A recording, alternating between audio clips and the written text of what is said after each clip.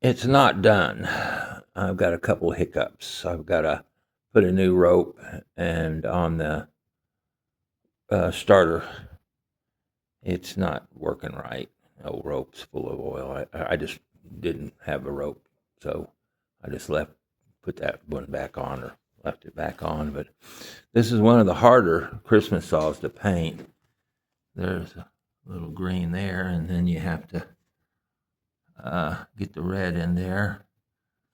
But as far as I've seen on these factory saws, the white and the red here look as good as the factory saws. They have as much little hiccups here and there as elsewhere as this one does. I did not do anything to this handle. It's an anodized green handle. I am going to try to find, or if anybody knows where this type of paint is, that'd be fantastic. I think they did this also in blue. Pretty sure they did.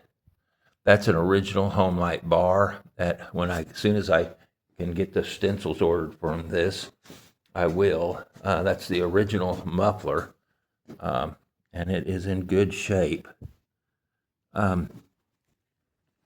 This is a Terry built Super XL AM, as it says, and this kind of they went after the Christmas saw.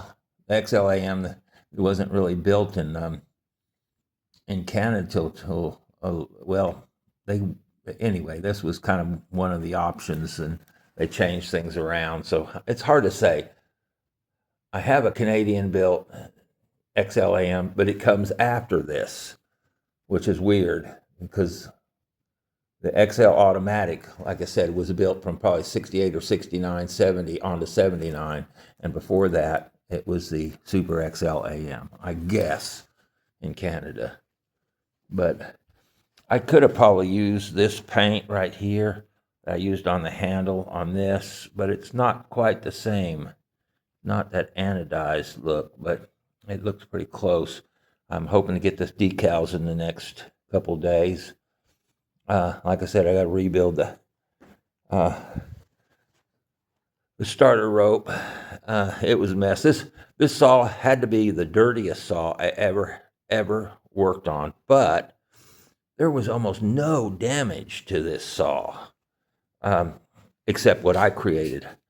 I have not done one of these Super XLs in 10 years, and coupled with one eye, I made some mistakes and I kind of chipped up a piston. So I put a brand new OEM and an old stock piston in it when I was trying to separate the case. And it's a long story. This one, because of, like I said, eye problems, I almost felt like I was going to give up and sell everything. But just like the old days of gutting it out on distance running, I gutted this one out, and it wasn't too bad.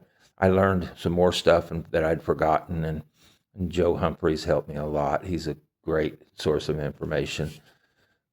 So anyway, like I said, I'll get decals for this and rebuild that starter deal, and this one will sit on the shelf.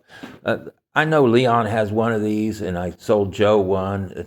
And he has the parts to fix it, and eventually we'll have 3 probably that are restored, but there aren't many of these Super XL AMs around, these Canadian-built saws. So I've been trying to focus on them, and I'd like to get a flywheel for a 2100, because as soon as I do, I'm going to rebuild a Terry-built 2100. I didn't even know they made a Terry-built 2100. So anyway, this is close to the finish of the Super XL AM, and I think it's a nice little saw.